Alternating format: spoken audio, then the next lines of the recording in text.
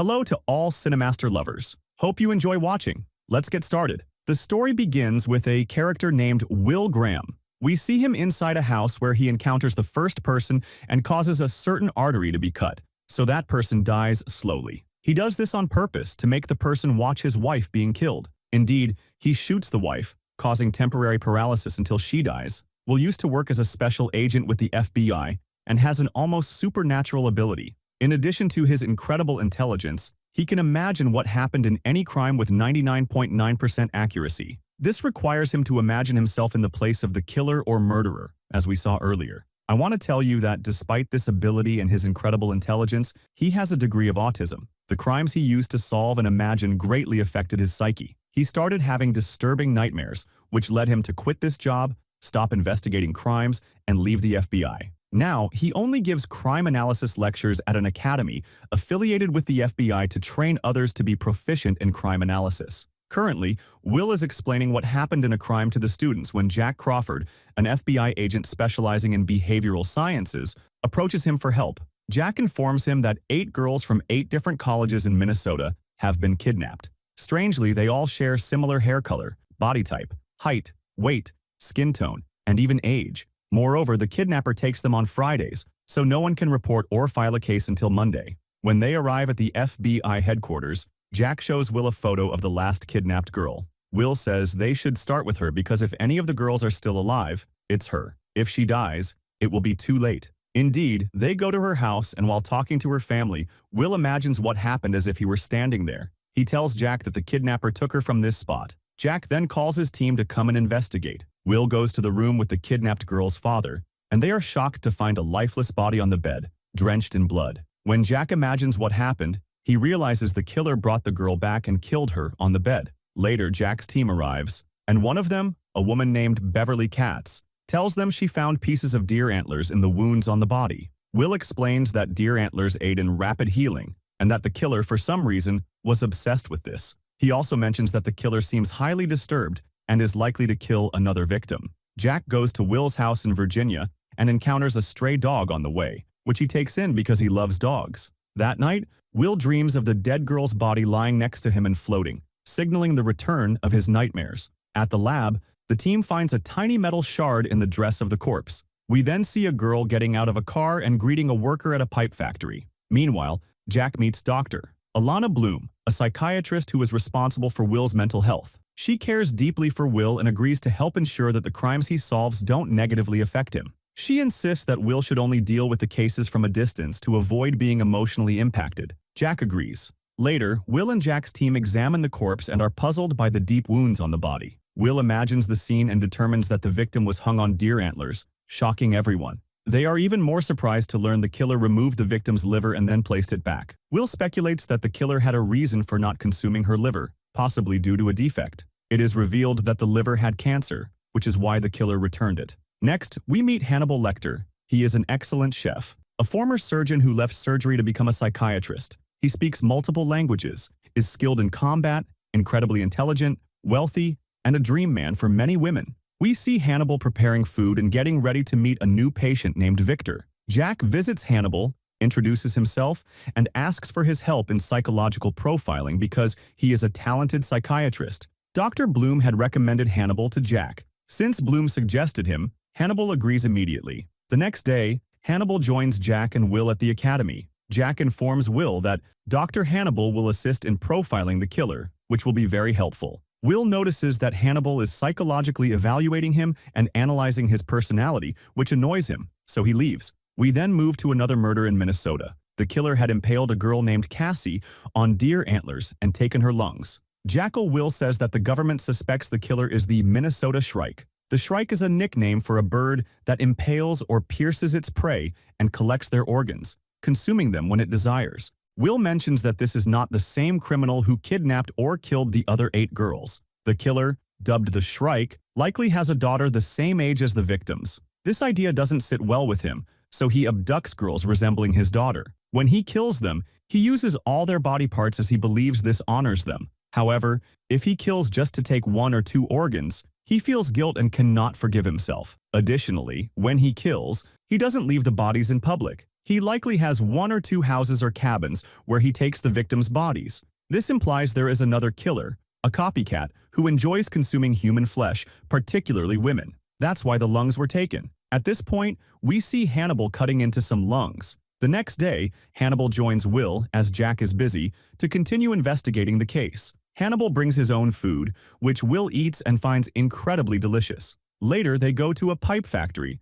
where Will tells Hannibal they found traces of a specific metal. After investigating the workers' files, Will notices a worker with only a phone number listed, no address, and who has been absent for a while. Will asks an employee if this worker has a daughter around 18 years old with brown hair. She says she doesn't know. Will decides to visit the worker's home using the landline number. Meanwhile, Hannibal calls the worker to warn him that authorities are onto him. When they arrive at the house, they find the worker, Hobbs, has killed his wife and is about to kill his daughter. Will shoots Hobbs multiple times, injuring him and saving the daughter Abigail, who is taken to the hospital in a coma. Later, Jack shows Will a cabin owned by Hobbs, where he killed the girls. Inside, they find antlers and a dead deer. Jack suggests Hobbs couldn't have done all this without help. Will disagrees, saying it's unlikely Hobbs' daughter helped him. Jack reveals neighbors saw Abigail at the cabin, learning to hunt. They also find red hair, indicating someone else had been there. Will later briefs students on the case, but Jack informs him Dr. Hannibal will now evaluate his mental state.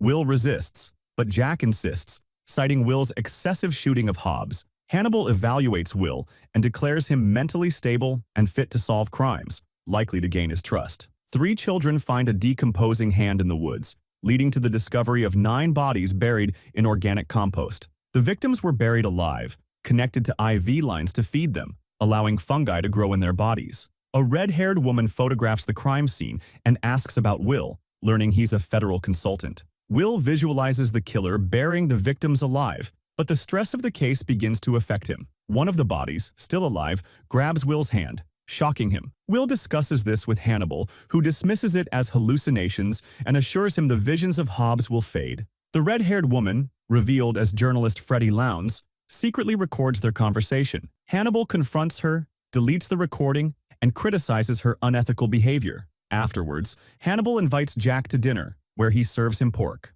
Jack enjoys it immensely, but he doesn't realize it's actually human meat. They talk a bit about Will's life, and Jack grows closer to Hannibal. Meanwhile, the forensic team is analyzing a body filled with fungi. Will explains that these people died due to increased blood sugar levels, not because of the fungi itself, but because something raised their sugar levels and reduced their insulin, causing them to lose consciousness. Afterward, they were buried and injected with sugar solutions to feed the fungi planted in their bodies. Will deduces that whoever did this has extensive medical knowledge. Later, someone asks about a specific diabetes medication that reduces blood sugar levels. The pharmacist, however, gives them a medication with the opposite effect, increasing blood sugar levels. He makes the patient sign the prescription and provide their details, claiming it's store policy. His behavior seems suspicious. It's soon revealed that he is responsible for the deaths of 9 victims found with fungi in their bodies. The FBI discovers that 10 diabetic patients who received prescriptions from a pharmacist named Stams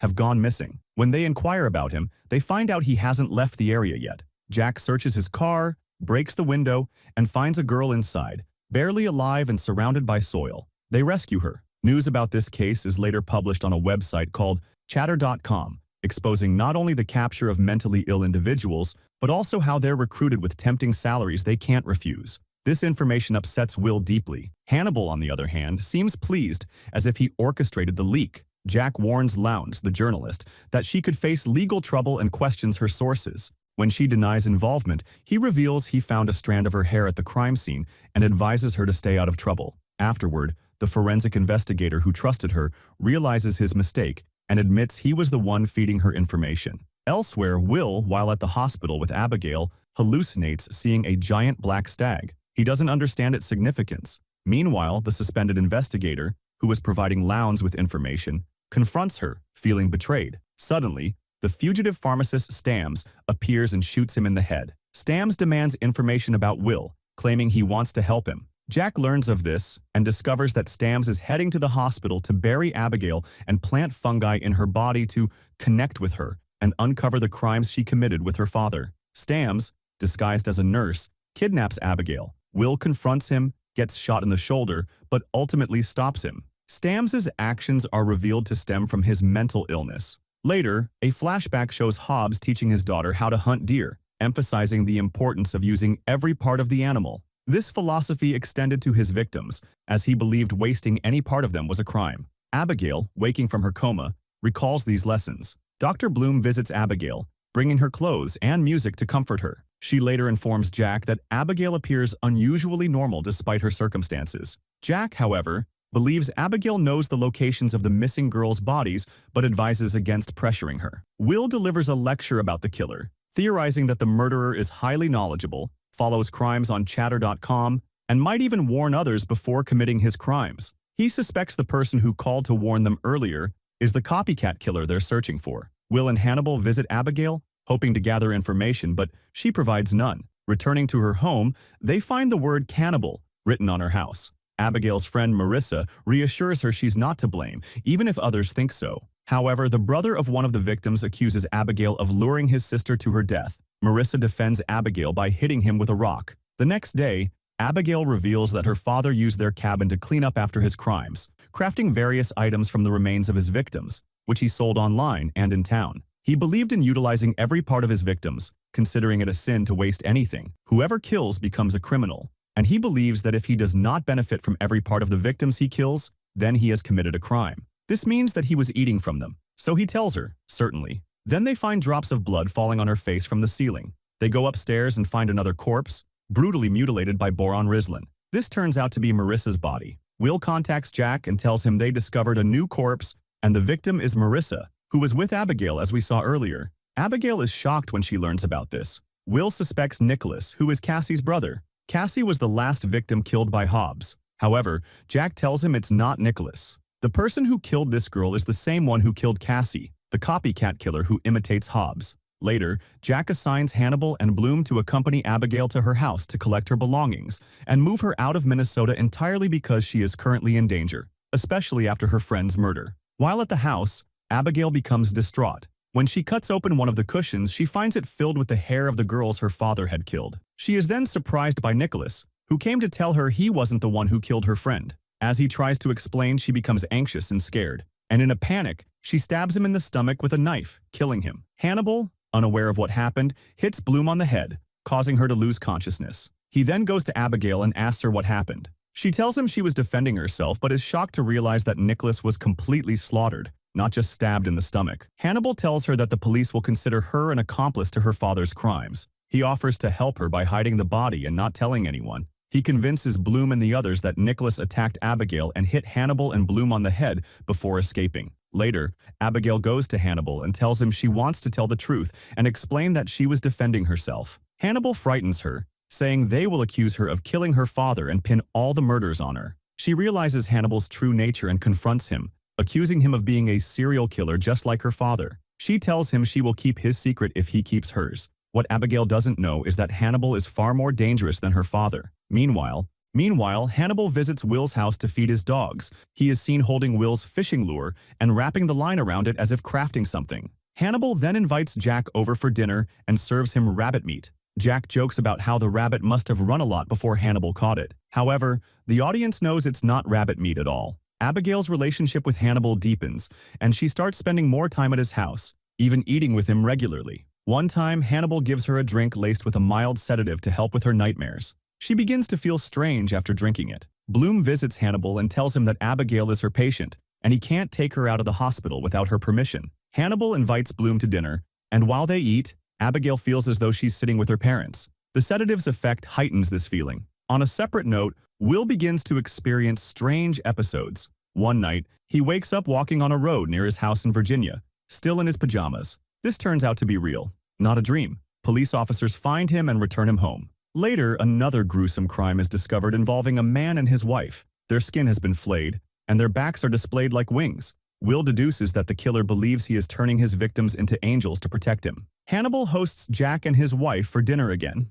Jack's wife compliments Hannibal's cologne, and they share a polite exchange. Meanwhile, Hannibal's heightened sense of smell is revealed to be almost superhuman. This ability allows him to notice subtle details that others miss. The forensic team discovers that the killer has a brain tumor causing hallucinations. The killer sees people as demons and believes he is purifying them by turning them into angels. His next victim is a security guard, whom he flays and displays in a high place. Will realizes that the killer is trying to transform people he sees as evil into angels. Meanwhile, Jack's wife secretly visits Hannibal as a patient, revealing that she is struggling emotionally and has been diagnosed with cancer. She hasn't told Jack yet and doesn't know how to handle the situation. Omarat Alatin is being investigated for claiming that Jaza went insane ever since being diagnosed with cancer, saying it made him kill people. He believes that when he was young, he was saved from a fire by a man who told him that an angel with wings was protecting him, which is why he survived. When asked where he could be found, she says, at the farm where he was born. Upon arriving there, they find the killer has taken his own life, skinned himself, and transformed into an angel. Will, at the moment, doesn't understand why the killer did this to himself and is on the verge of losing his mind. He starts feeling worthless, and his mental state begins to deteriorate. Jack reassures him that if he quits working with them, they won't be able to solve most cases easily and that he can't leave them. Afterward, Jack visits Bella because he knows his wife visits her. While there and talking with her, he senses that she has cancer. She confirms this, saying she was diagnosed with lung cancer 12 weeks ago. Jack remarks that it's strange since she doesn't smoke and asks if it can be treated. She responds, "No, I'm in stage 4 and there's no stage 5. Jack promises to stay by her side, but she insists on facing the journey alone as she's nearing the end. Jack is left confused and heartbroken over his wife, losing focus on the cases entirely. Will notices this change in him. Moving on to a new and significant case at the psychiatric criminals prison in Baltimore, there's an unconscious criminal named Dr. Gideon, who is transferred to the clinic. When he regains consciousness, he attacks a nurse. After the crime, Will and Jack visit the hospital director, Dr. Chilton, who explains that the criminal freed himself from his handcuffs using a fork hidden in his hand and attacked the nurse in a gruesome manner. When they see the nurse's condition, they find sharp instruments embedded in her body and her eyes gouged out. When Will imagines the crime, he deduces that the killer hid the fork under his skin, freed himself, attacked the nurse, stabbed her throat to silence her, and then gouged out her eyes. Suddenly, Will snaps out of his imagination, unable to bear the horror. Will concludes that this killing method resembles that of the Chesapeake Ripper, as he's the only one who kills in this manner. This was the Chesapeake Ripper's last crime, which occurred 2 years ago with a victim who was an FBI trainee under Jack's supervision. Jack recalls the trainee Miriam Lass, who was the best in the FBI at the time. Jack had assigned her to the Chesapeake Ripper case because of her expertise in psychology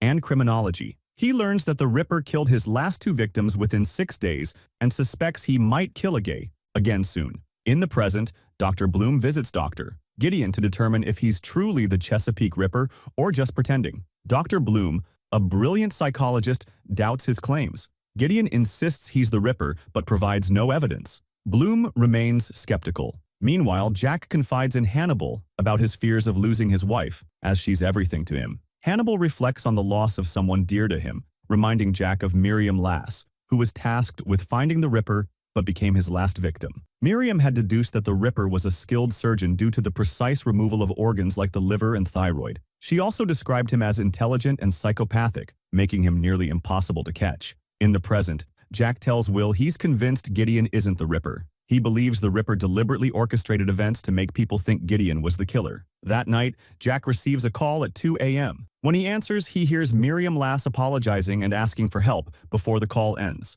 The next day, Jack asks Beverly to trace the call, but she finds no record of it, suggesting it came from an untraceable location.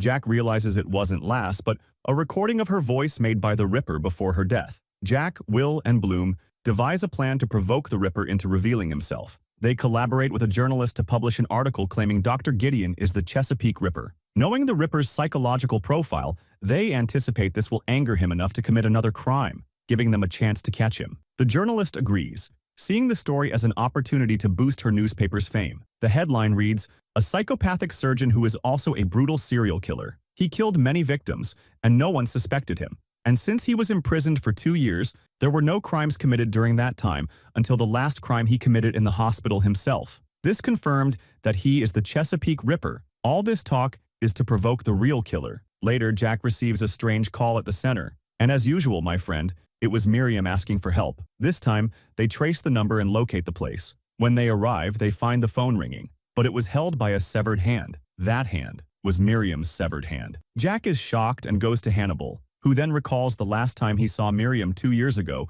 when she came to him to investigate a suspected patient. While he was getting her the paper with the information, she noticed a drawing of a person impaled in a specific way, resembling the Chesapeake Ripper's style. At that moment, she realized he was the Ripper. Hannibal then comes from behind and strangles her until she loses consciousness. After all that, Hannibal attends an opera party where he meets his patient Franklin. If you remember, Franklin appeared in the first scene with Hannibal. Franklin introduces Hannibal to his friend Tobias, who seems very interested in him. This man loves the guitar a lot. He owns a music shop and teaches children how to play the guitar. Everything seems fine until you discover that the guitar strings he uses are not made from ordinary materials, but from the intestines of his victims. He kills girls, takes their intestines, and makes these strings. This introduces us to a new confirmed psychopath for the upcoming episodes. Franklin later visits Hannibal, expressing his desire to be his friend and his frustration at having to book appointments and pay fees to see him. Hannibal tells him it's not possible to be friends, especially since many psychiatrists have already warned him about Franklin's obsessive tendencies.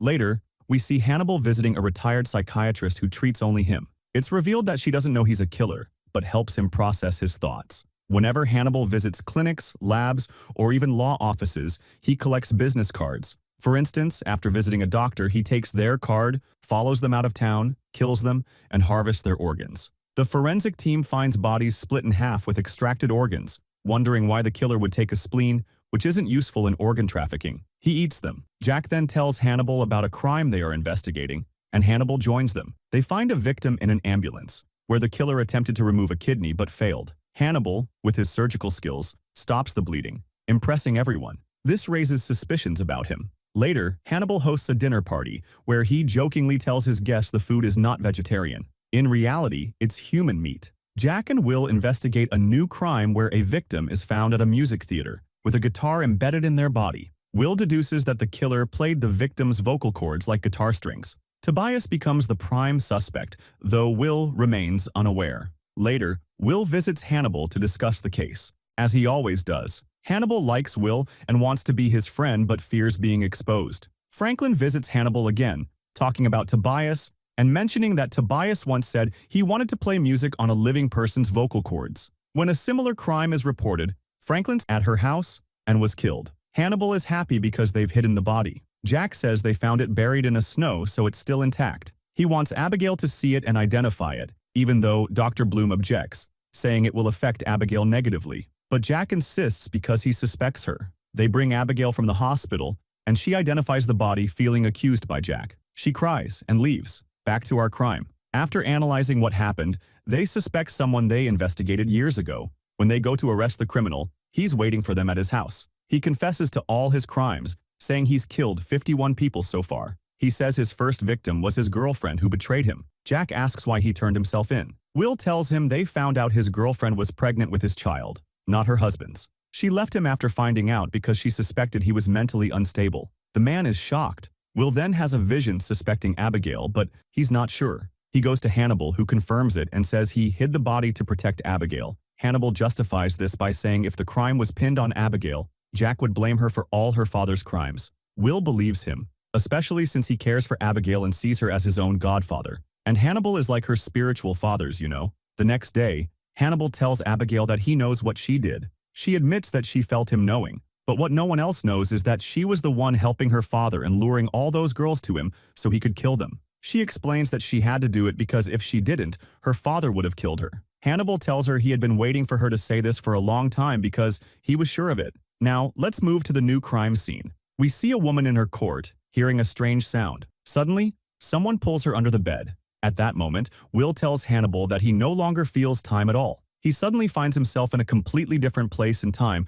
without knowing what happened. He tells Hannibal that this loss of time and awareness is very dangerous because he might have done something he doesn't even remember now, like perhaps committing a crime he has no memory of. It feels like Hannibal wants to tell him that he is a criminal and has committed many crimes. Hannibal sedates Will for an hour. Indeed, he sees things clearly from his perspective. But when Hannibal looks at the clock, he notices that the numbers on the clock are outside the circle. However, Will tells him otherwise. The next morning, Will was fishing. When he got home and started cutting the fish, he found a lot of blood coming out. Suddenly, he realizes he killed the girl he had just seen a while ago, disfigured her, and burned her. He enters a state of panic. When he leaves the place, he finds Jack and the team. At that moment, he discovers that he had imagined the crime but that's not the issue. The issue is when he got there and how. Jack then asks him what happened and why he was in that state after imagining the crime. Will tells him he was a bit stressed. Jack retorts that he has seen him stressed many times, but this wasn't mere stress. You were in a state of extreme panic. Jack doesn't believe Will's words, but is forced to take him to another crime scene to help them. Will informs them that, from the way this killer murdered the girl, he is mentally ill. However, the motive for the murder is entirely unclear. Later, Will goes to Hannibal and tells him that the woman he saw felt so real that he thought he was the actual killer. Will says he doesn't feel himself at all anymore and feels something is wrong. Hannibal tells him that to assure him he is fine and that his issue is merely psychological, he will take him to Dr. Hens, his friend. After conducting scans, Hannibal tells Hens he smells inflammation in Will's brain. When they check the scans, they find that his right hemisphere is entirely inflamed, which is a significant issue requiring treatment. Hannibal tells Hens he doesn't want Will to know because it will affect his psyche. He decides to take care of him until he gets better. Hens agrees and tells Will he is fine and there's nothing wrong with him. At that moment, Will is convinced he is mentally ill and that there's no brain issue at all. Later, Jack visits Hannibal and talks to him about Will. He notices that Will hasn't been well lately. Jack says he conducted many tests and Will's brain is fine, meaning he has a psychological illness. Meanwhile, Will goes home and finds blood and a girl under the bed. When he tries to grab her hand, her skin peels off in his hand. Suddenly, she disappears entirely, as if she evaporated. The next day, Will goes to Hannibal and tells him everything. Hannibal tells him that the girl he saw is the same one who attacked the other girl. Will is convinced it's real, but Hannibal insists it isn't. After a crime, Hannibal is shocked that Tobias witnessed one of his murders, as he's always extremely cautious. Tobias expresses admiration for Hannibal, but Hannibal warns him about the ongoing investigation into the crime Tobias committed. Tobias remains indifferent. I want them to come to me so I can kill them. Then I'll look for Frank and kill him. And after that, I'll disappear. He tells him he needs his help. As soon as he refuses, he says, I brought you here to kill you. Don't worry, I didn't poison the food because I don't like to disrespect food. And this isn't the way I kill my victims willingly. Before Tobias leaves, Will arrives. Tobias hides, and Hannibal talks to Will about the new case. Hannibal confronts him and tells him Tobias's location and that he's very suspicious of him because he knows Tobias will go to him. Therefore, Tobias will kill him because he wants to kill the police chasing him. That way, he gets rid of Will because he feels Will is close to catching him. He loves Will, but he also doesn't want to get caught, so he's not going to let it go. The next day, Will takes a couple of officers and goes to Tobias's place. He tells him they're there to question him about the man killed in the music theater. While they're talking, Will feels like he hears someone outside. When he checks, there's no one there. He takes a couple of pills and goes back inside. When he goes back, he doesn't find the officers with him. He keeps looking for them until he goes down to a basement and finds a lot of human remains. He finds one of the officers killed with barbed wire. Suddenly, Tobias comes from behind to kill him with the wire. Will fires a shot that hits Tobias in the ear, and the gunshot sound disorients Will because the gun was so close to his ear. Tobias approaches him. Meanwhile, Hannibal is with Franklin, and Tobias arrives and tells them what happened. Franklin tells him to surrender because he's been exposed. Then it escalates. Hannibal tells Franklin to leave now, but he doesn't listen. Tobias tries to strangle Franklin, saying, "Believe me, you're not alone. I'm with you." Tobias then kills Franklin. Tobias pulls out his weapon and attacks Hannibal. They fight until Hannibal breaks Tobias's bones. Tobias is tough, though. They keep fighting until Hannibal gives him a blow to the neck that knocks him out. Then he hits him on the head with a statue and kills him. When Jack and the team arrive, Jack asks, "Why was Tobias at your place?" Hannibal says he came to kill Franklin, and indeed he did. He broke Franklin's neck and was going to kill us too. This makes Jack suspect Hannibal even more, but Hannibal doesn't get arrested because it was self-defense. He then goes to his therapist. A few days later, Will, Jack, and the team head to West Virginia, not for a vacation but to investigate a new murder. This time, the crime is gruesome because the killer collected many corpses, stacked them, and made a statue out of them. At the crime scene, Will starts imagining what happened. He figures out the killer used buried corpses from years ago, except for the last one, which was fresh. The killer placed it as the centerpiece of his statue. Will suddenly finds himself at Hannibal's place and is very confused about how he got there. He says he doesn't even feel himself sometimes and often doesn't know where he is. He even hallucinates. Hannibal tells him it's because of the brutality of the crimes he's seeing and that his mind can't handle it. When Will asks Hannibal to examine his brain, Hannibal assures him there's nothing wrong with it. He says the problem is psychological due to the crimes Will is investigating, to the point where he might turn into a criminal himself. You might feel Hannibal is hiding something. This man's mind is not easy to figure out. Will goes to Jack and asks if anything happened yesterday while he was imagining the crime. Jack says no. Will is puzzled and doesn't tell Jack what's happening to him. Later, Will explains the last crime to the students, saying all the bodies in the statue were from years ago, except the last one, which was freshly killed. They count the bodies and find 17. The killer is exposing himself to the public. The problem is that no one is found at the scene. Will was just hallucinating, but he tells Dr. Bloom he was practicing the explanation to avoid looking bad. The next day, Jack calls Will, Dr. Bloom, and Hannibal, telling them they found Nicholas Boyle's body. This is the man who attacked Abigail. Will tells him that the killer, based on how she killed the last girl, seemed to believe the victim was wearing a mask and wanted to remove it. Hannibal explains that such a condition is a syndrome that makes someone a criminal in this way. He says someone needs to get close to her and earn her trust. Later, Will decides to visit another doctor for tests and confirmation about his condition. But after a while, he finds the place eerily quiet. When he searches for the doctor, he finds him murdered in his office in the same way the last victim was killed. It means Jack and his team will start suspecting Will since he already suspects himself. Sometimes he doesn't feel time or reality and could have killed without realizing it. Jack eventually concludes that the female killer who murdered the last girl might have been stalking Will and also killed the doctor. At night, while Will is sleeping, he feels something strange. When he looks under the bed, he finds the killer they've been searching for, named Georgia.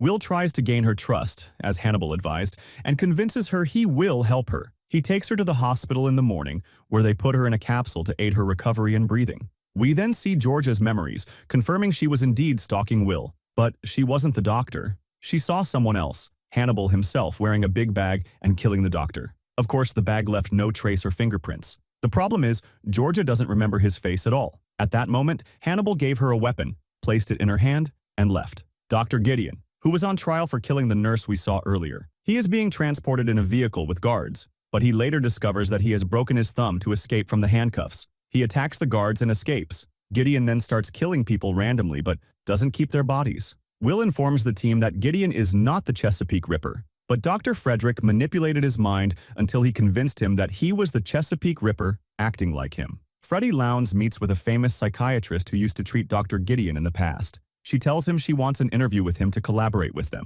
Since this is a rare opportunity, she immediately goes. However, when she arrives, she is shocked to find that Gideon has killed the doctor and placed his tongue in a tie. Moreover, he is the one who called her and brought her there because he wants her to help him find the real Chesapeake Ripper. Jack and the team arrive at the scene, and Will says that Gideon is challenging the Ripper and wants to prove he's better than him. While they are reviewing the news, they find that the crime has been published on a gossip website. They are surprised because they are the first ones to arrive at the scene. They realize that Freddie was kidnapped, and we see that she was indeed abducted, as Will said, to a place resembling an observatory. This location had been used by the Chesapeake Ripper before. Gideon had kidnapped Lowndes to ensure she reported the news promptly to provoke the real Chesapeake Ripper to reveal himself. Meanwhile, the forensic team is puzzled as to why Gideon cut off the doctor's hand. Will explains that he was sending a message to the Chesapeake Ripper because the Ripper had previously cut off Miriam Lass's arm and placed it in the observatory. Gideon tries to locate the Ripper and eventually abducts Dr. Frederick, drugs him so he won't feel what's about to happen, and begins to dissect him while he's still alive, removing his organs. Jack and the team arrive at the observatory, but Jack prevents Will from entering because he's in a bad state and visibly unwell. Jack refuses to let him in. Will begins hallucinating about a massive black stag and follows it. Meanwhile, Gideon escapes, leaving Lowndes behind. When the authorities arrive, they call for an ambulance. Luckily for Frederick, he's still alive and is saved. At the same time, Gideon gets into his car to flee, but finds Will waiting inside, imagining him as Hobbs. Will threatens him with a gun, forcing him to go to Hannibal. He asks Hannibal if the person in front of him, Dr. Gideon, is alive. Hannibal denies it, causing Will to have a seizure and lose consciousness. Hannibal leaves him and talks to Gideon, revealing that he is the real Chesapeake Ripper Gideon has been searching for. He tells him that his current state is due to the psychiatrists he's seen, inciting him against Dr. Bloom since she was one of his psychiatrists. When Will regains consciousness, he learns that Bloom is in danger because Gideon is targeting the psychiatrists who treated him. Will grabs a gun and rushes to save her. Hannibal orchestrated all of this to get rid of Gideon and have Will kill him, because Hannibal doesn't want any other killer to do what he does. When Will arrives, he finds Gideon preparing to kill Bloom, but he shoots him first, rendering him unconscious. Bloom checks on him and he is taken to the hospital. As she recovers, Will visits Georgia, who is somewhat better but suffering from temporary memory loss. She tells him she saw someone kill the doctor but cannot recall his appearance. Will leaves her to rest and goes to his room, where Hannibal visits him and talks about Georgia. Later, Georgia wakes up and finds a comb nearby. She decides to use it, unaware that the room is filled with oxygen, making it highly flammable. The static electricity from her comb causes a fire, and the room explodes, killing Georgia. This was the last hope of exposing Hannibal's secret. Everyone assumes she committed suicide to avoid prosecution for crimes they mistakenly believe she committed. However, Will, hallucinating, sees antlers emerging from her body as she burns, realizing someone killed her.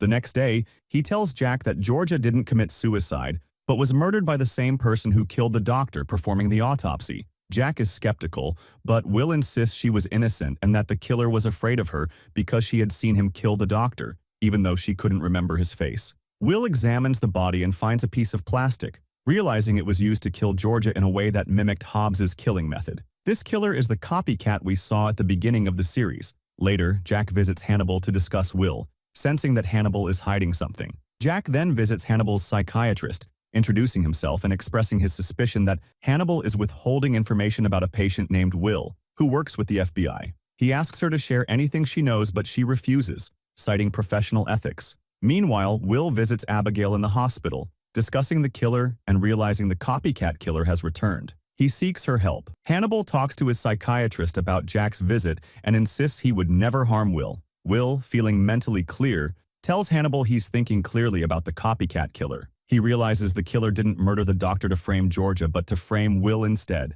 He suspects the killer is someone among them, someone who knows everything about the crimes and evidence. Hannibal nervously dismisses the notion, but Will plans to take Abigail back to the scene of her father's crimes to understand the killer's mindset. Hannibal senses that he might be exposed and seems to be planning something significant. Jack begins to doubt Will's words and revisits the crimes with the men again. They discover that all the crimes were committed with assistance, as she was being used as bait. So he goes to the hospital, but Freddie informs him that Will was there earlier and took Abigail and left. However, she doesn't know where he took her. Since Will is missing and no one knows anything about him, his close friend Hannibal, that's why Jack rushes to him, and this becomes an opportunity served to Hannibal on a silver platter. Because Uncle Hannibal had planned to frame Will for all these crimes. Will is investigating, but Hannibal knows Will has gotten very close to uncovering him. Hannibal tells Jack that according to the tests, Will is fine and mentally sound, but he has a psychological issue that has greatly affected him. He claims Will suffers from severe dissociative identity disorder, to the extent that he sometimes finds himself in strange places without knowing how he got there, losing track of time and the days he's lived. He must have a connection with Jack, but he doesn't seem to be connected to anything. If you want to challenge my words, here's the current situation. Abigail is at their house, and they're playing along. All of this makes sense to Jack,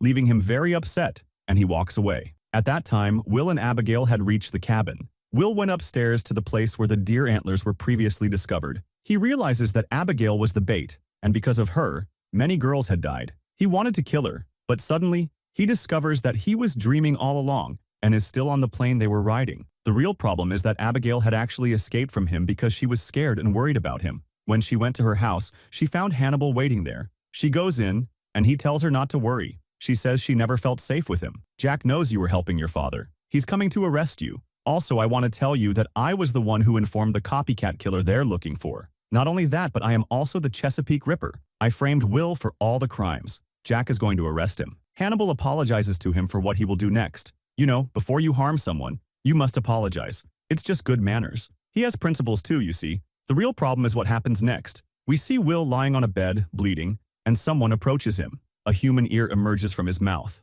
Later, when they come to arrest him, they find him at his house. He doesn't remember how he got there, as usual. When Hannibal enters, he tells him that the ear belongs to Abigail and that it seems he killed her without realizing it. They need to inform Jack about this. Indeed, Jack and the team arrive and take him in. Blood is found under his fingernails, and they take a sample for analysis. Of course, no one believes he could have done this, but when asked to use his abilities to figure out what happened, he says he can't think or comprehend what happened. All the evidence is against him. The strange thing is how the ear got into his mouth in that way. At that moment, he realizes what happened. He tells them the ear and the blood under his nails belong to Abigail, and that he was also responsible for most of the previous crimes. Bloom breaks down because she loves him deeply. She warns Jack not to let Will get involved in more gruesome crimes, as it will affect him severely. But Jack doesn't listen. Bloom later visits Will and tells him she's responsible for him now. She believes he committed this act while unconscious and unaware. She conducts a simple test on him, the clock drawing test.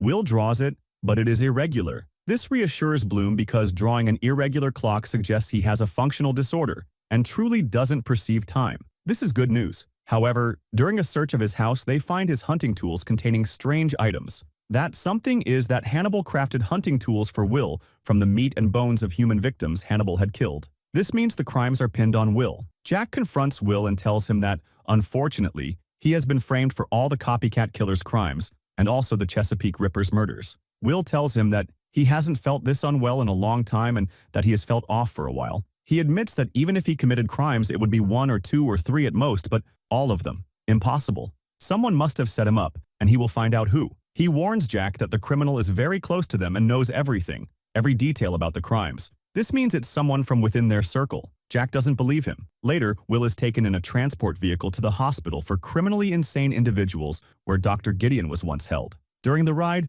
Will escapes. Meanwhile, Bloom is discussing Will's drawings with Hannibal. Hannibal remarks, "He used to draw them perfectly." Jack says this might mean Will is pretending to be ill to get out of the case. After the men leave Hannibal's place, Hannibal finds Will there. Will tells him everything, saying someone has been setting him up for a long time. He asks Hannibal to take him to Hobbs's house. They go there. Will starts piecing everything together, analyzing everything that happened and who has been with him all along. He connects the dots and finally discovers that there's only one person responsible. He realizes that Hannibal is the culprit. He points a gun at him, saying he is certain Hannibal orchestrated everything. Unfortunately, Jack arrives at that moment because Hannibal had reported Will. When Jack sees the scene, he shoots Will in the shoulder. After that, he goes to the hospital. And here, he doesn't tell Jack that the doctors discovered that Will has brain inflammation like Bloom said. They will start the treatment phase after Will recovers from the gunshot wound. He goes to the hospital for criminals with mental illnesses. There, Hannibal comes to him and says, "How are you, Will? How are you doing?" And here the series ends. If you enjoyed the video, don't forget to subscribe to